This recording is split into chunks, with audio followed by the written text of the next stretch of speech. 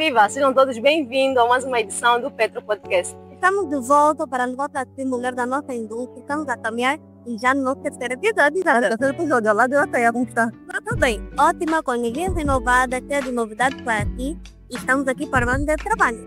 Mais um dia de trabalho. Hoje teremos um tema bastante pertinente com um convidado top que vai nos levar mais uma vez a saber sobre o mundo petrolífero. A entrevista anterior levou muito de curiosidades e questões que não queríamos falar. Mas vamos estar aqui para, por mais um tema, tirar as dúvidas daqueles que querem mergulhar no setor da indústria petrolífera. E hoje teremos a honra de, mais uma vez, ter um professor da Universidade de Jean-Pierre de Angola, no qual apresento para todos vocês o mestre, professor Manuel André Diakese. Bem-vindo, professor, ao Petro Podcast. Muito obrigado. Muito obrigada por ter aceito nosso convite. Professor Diakese, que tem a formação acadêmica como licenciado de Geologia Geral na Universidade de Agostinho Neto, fez também o seu doutoramento na Universidade de Bordeaux, em França. Tem como experiência profissional professor universitário da Universidade de Jean-Pierre de Angola desde 2017. Também professor universitário da Universidade Agostinho Neto, geólogo de exploração e plataforma. Ainda também domina a língua francesa, assim como vários softwares de geociências, especialista em levantamento e interpretação cartográfica de qualidade. Com essa biografia muito grande e muito inspiradora, hoje vamos falar sobre a análise do percurso da produção petrolífera em Angola. Então vamos levar para ti tudo quanto mudou, tudo quanto melhorou, tudo quanto ainda vai melhorar no nosso setor. Exatamente. E começando, já, professor, para ver, seja bem-vindo. É bem sabido que na maioria das partes, ou tudo provém do nosso ouro negro, que é o nosso petróleo. E nada melhor do que começarmos a dizer como é que é feita a produção petrolífera.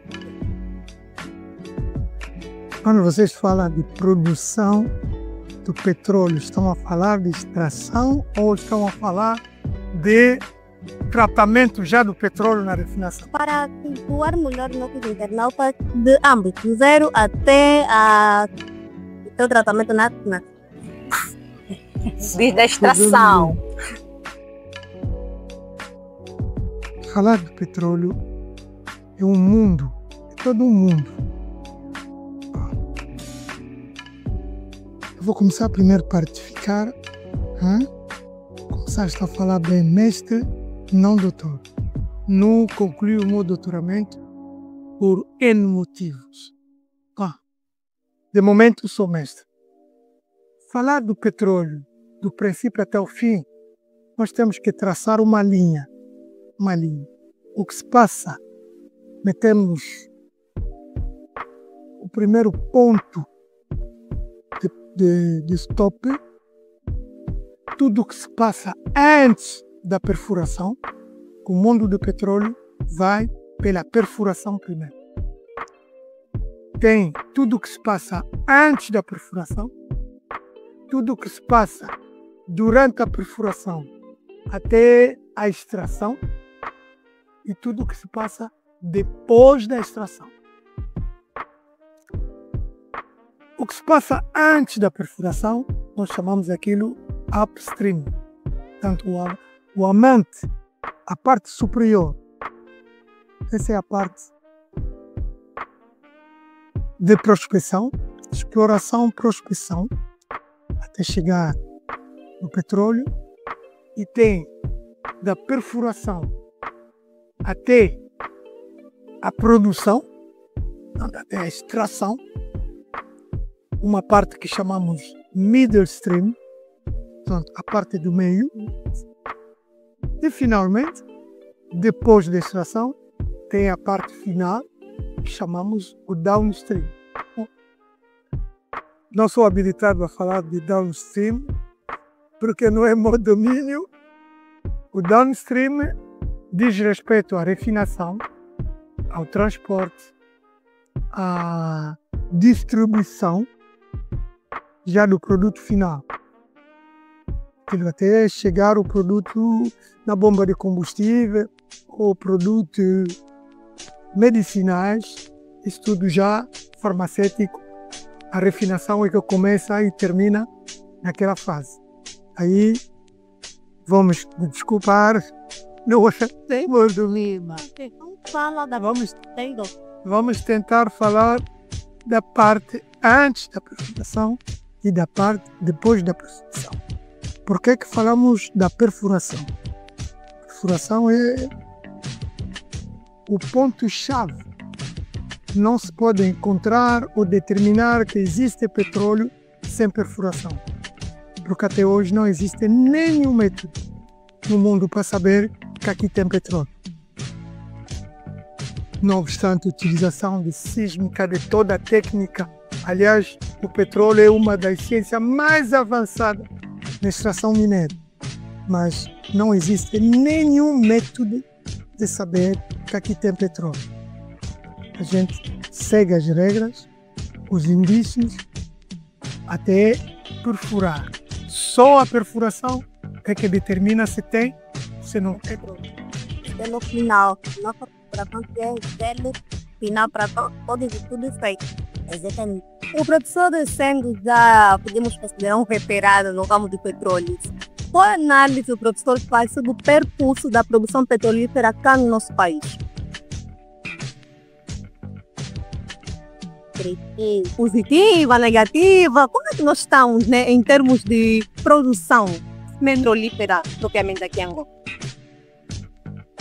Temos produzido petróleo, mas temos cometido também muitas falhas. Muitas falhas mesmo. A produção petrolífera, embora não sou do domínio de produção, mas posso traçar o historial, como é que aquilo começou, como é que chegamos até esse ponto, onde é que nós produzimos mais e em que estado é que estamos nesse momento de declínio. Angola tem um potencial. Angola tem bacias internas e externas, para dizer, do litoral. 3 bacias internas e 3 bacias do litoral. Até hoje, só exploramos 2 bacias, mas ao norte, o Congo e o Kwanda. Para se iniciar agora a bacia de Namibe, as internas ainda não tocamos. Há projeto, só que a gente adia sempre.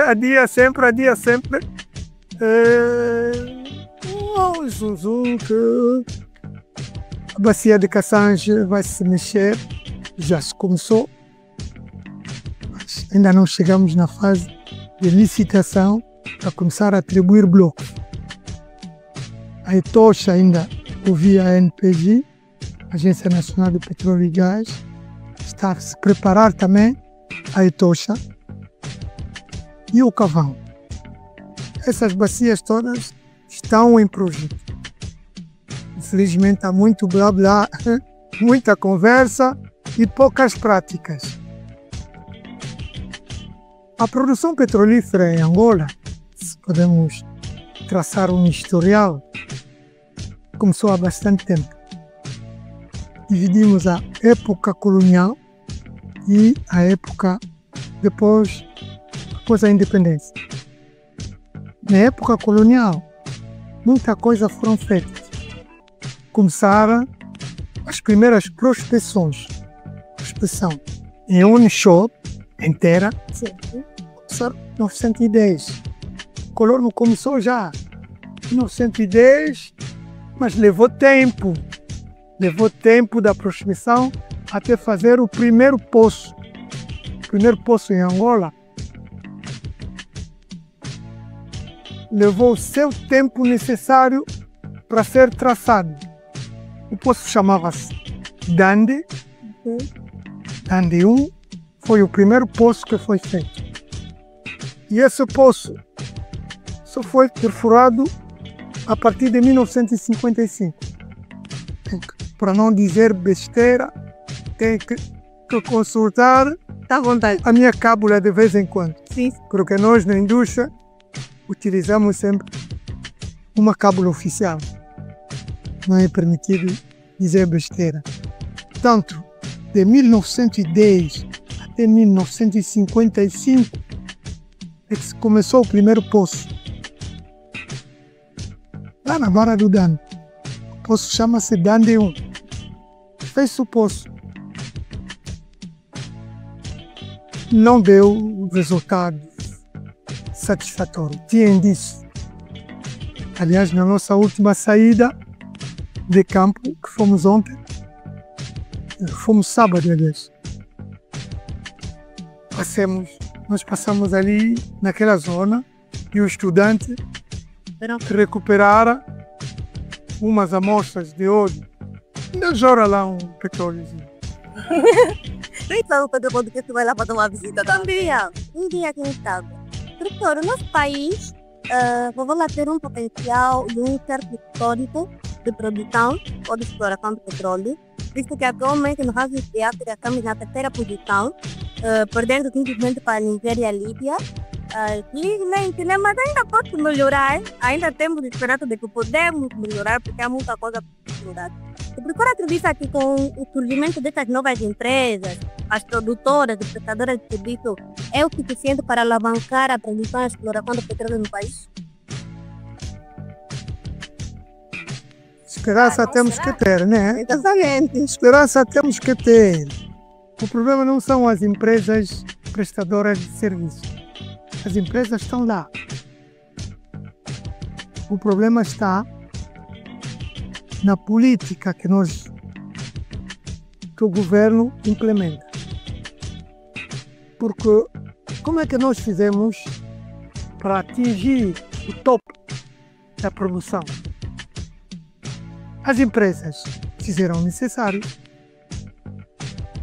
Nós saímos da produção minimalista onshore para a produção máxima em offshore. Temos campos que já produziram muito mais do que hoje. A nossa produção já subiu quando éramos segundo produtor. Só faltava passar a Nigéria. Segundo produtor. Já estávamos no auge, quase a tocar 2.000 baris diários. Mas o petróleo é como uma lavra de café. Se uma pessoa perguntar onde é que está o café, Angola já esteve no topo do café. Onde é que está o café? O café é uma planta, uma coisa renovável. O petróleo, igualmente, é um produto renovável. Precisa de manutenção. Precisa de encontrar, quer dizer, aumentar a reserva. Reserva são campos petrolíferos descobertos que aguarda o tempo quando chegar para serem produzidos.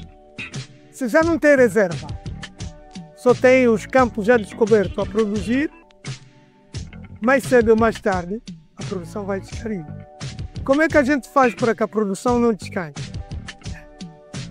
Vocês aprendem na escola, são métodos de recuperação. Nós temos 3 métodos de recuperação.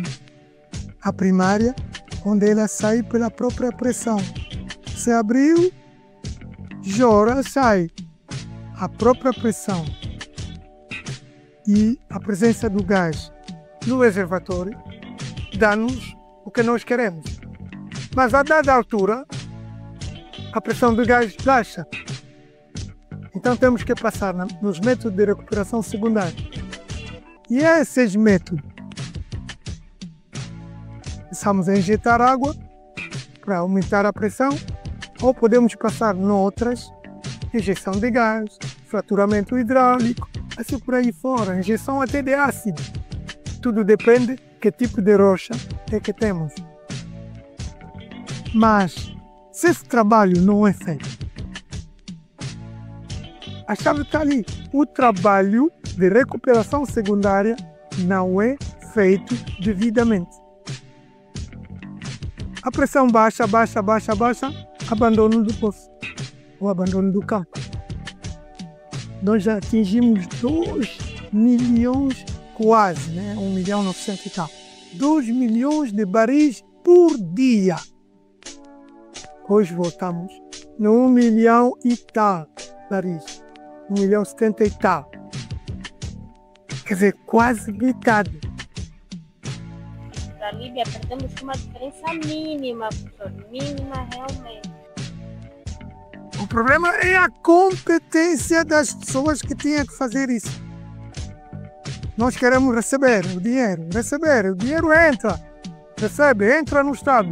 Agora, se não tem verba para injetar, para possibilitar o aumento de poços de petróleo, ainda temos poços aí que, se forem aplicados métodos devidamente possíveis, ainda tem ouro negro a dar, mas não estão a dar.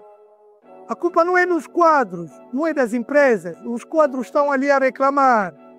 Os quadros estão ali a reclamar. Mas quem é que decide?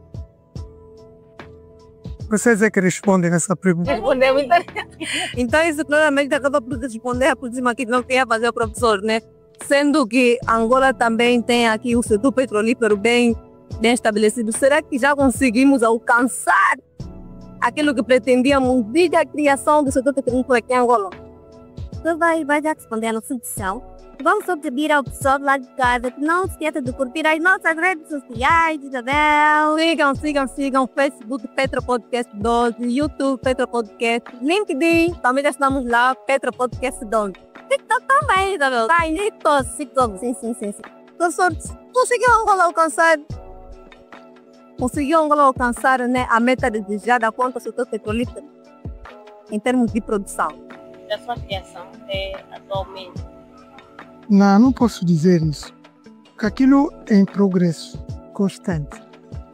Os países que estão à nossa frente ou outros que estão à nossa atrás procurem sempre aumentar a sua produção. Porque reservas, probabilidade, possibilidade, potencialidade, Angola tem. Não digo que qualquer das bacias, dessas bacias internas e externas que nós temos, ainda não exploramos tudo. Nesse momento, conseguimos atingir os 2 milhões, quase 2 milhões de produção, graças a um mar ultra profundo. Mas ainda temos zonas inexploradas ainda. Angola já chegou até no topo mundial de profundidade máxima de exploração. Já fomos líderes e podemos encontrar mais. Só que isso requer muito dinheiro, muito estudo. Quando o dinheiro entra, tem que ser gerido de boa maneira. Não parar nos bolsos de alguns. Vou me desculpar isso. Dizem, che menino não fala política. Mas eu tenho que alertar, porque as autoridades têm que saber que o dinheiro entra, tem que sair também. Se não largar, não vamos em lado nenhum. Há que haver investimento, é isso. Há que investir no que é nosso. Mas como criança não fala política. Então vamos avançar. Vamos à próxima questão. Eu estava muito ansiosa para esta questão, porque com o desenvolvimento das indústrias e o destaque que o gás natural está ganhando no nosso país, você acredita que é possível também ter um benefício à nossa economia, à produção ou à exploração de gás natural? Sem sombra de dúvida. Há países africanos, por exemplo, Argélia, e mesmo a Líbia, que vivem mais do gás do que do óleo. A própria Rússia abastece a Europa inteira só em gás. Angola tem gás. Antes da criação do ANPJ, o gás era queimado. A gente queimava o gás. Largava o gás na atmosfera. Só agora é que pensamos em utilizar o gás e não na sua totalidade. Portanto, Angola LNG veio a colmatar essa falha. Se tudo for bem feito. havemos de chegar lá. Vamos chegar lá. Então vamos esperar. Já para terminar a nossa entrevista, professor, qual seria o advice, né, o conselho que o professor daria para nós, estudantes de petróleo, que daqui a pouco entraremos para esse mundo petrolífero, né?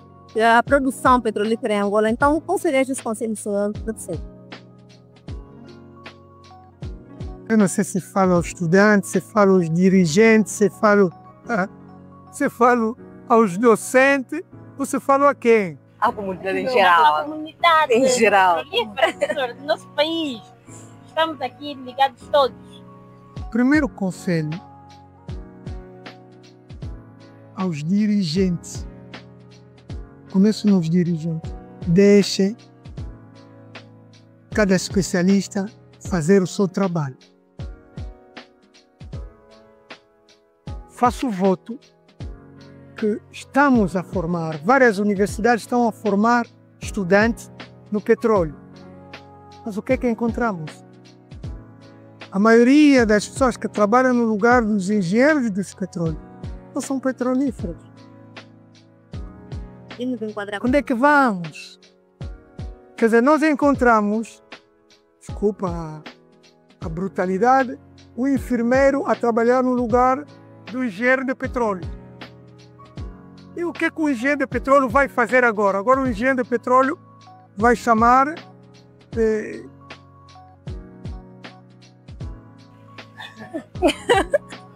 como eu estou a pesar as minhas palavras, porque senão vão dizer esse.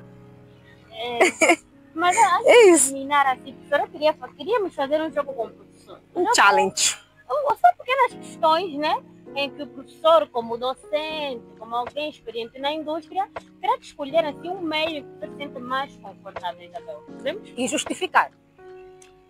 Podemos, professor? Vamos tentar.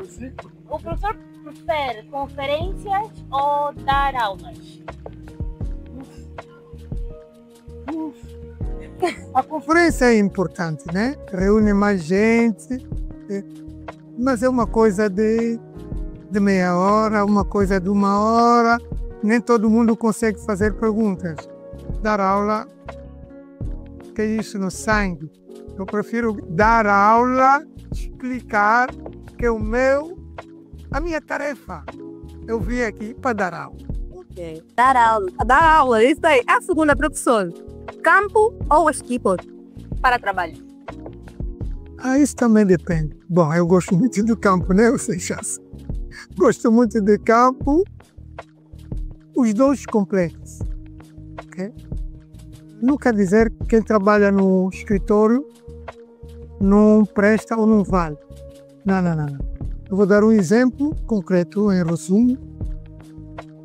No campo, na plataforma, tem lá o engenheiro ou o geólogo que trabalha. Mas tudo que ele faz, ele apenas executa o que se decidiu no escritório. Quer dizer, precisamos ter pessoas mais competentes do que ele no escritório para lhe dizer a que profundidade vamos atingir o reservatório, onde é que vamos terminar o poço, qual é a trajetória do poço. Ele não decide nada. Ele executa na sonda. Tanto, e o que está no gabinete também não pode dizer que aquele que está no campo não vale. O que está no campo depende do campo, né? Estou, nesse caso, a me referir à plataforma. Agora, dar aula no gabinete ou dar aula no campo, sem o campo fica teórico. O campo ajuda a completar a formação de gabinete. E nós somos a prova viva de professor, não é professor de teoria apenas. Dá para prática. Sempre. A primeira vez que eu vi o escritório de Bruce foi graças ao diretor de aquece. Então, muito obrigada. Assim foi, tu estava a explicar, o professor olhou para a turma e disse, vocês não estão a ver, deixa que eu vos mostre. E foi, e deu um momento muito alto daquela aula. Ainda não lembro. Professor, uma outra pergunta. Você prefere sair desse campo ou simplesmente aulas com projeções? Aula com projeções, para mim, muitas das vezes, prefiro dar a aula sem o data show. Aula de projeções, docentes preparados para tal. muito metódico. Metódico, boas imagens, boa fala. Corta a sua energia, tira a sua data show, acabou. Acabou. Vocês já entenderam? Entendemos. A pessoa tem que dominar a sua matéria. Com data show, sim senhor. Mas sem ir no campo, para mim não vale. Se ele não conhece o campo, se ele não vai no campo, meus colegas não vale. Vamos terminar em grande. Nós sabemos que o professor tem 2 formações aqui bastante. Sim, esquecemos junto, professor. Mas hoje Hoje o professor terá que escolher. Aqui já não queremos justificação, só queremos já a escolha do professor. Petróleo ou geologia?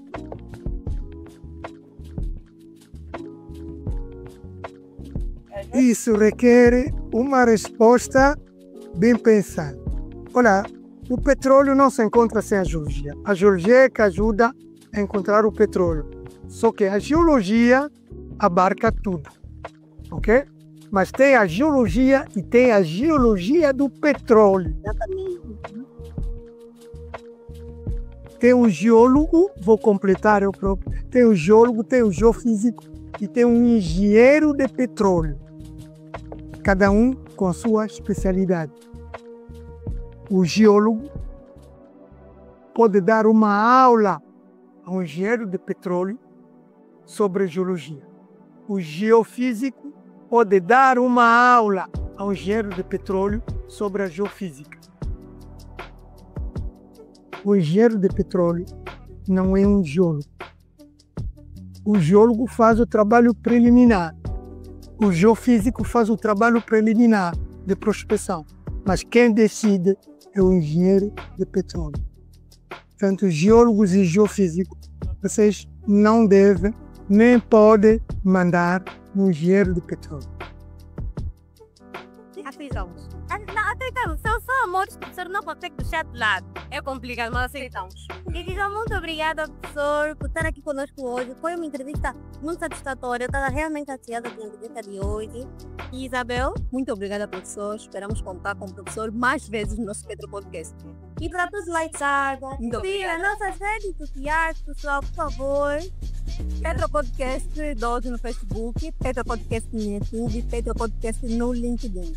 Para você que está a ver nosso vídeo pela primeira vez, sou bem-vindo, pois nós estamos aqui para levar o melhor da indústria em um podcast. Pois é o nosso objetivo do Petro Podcast. Continue desse lado. Teremos mais entrevistas brevemente, claro, se vocês quiserem desse lado. Estamos juntos, gente. Tchau!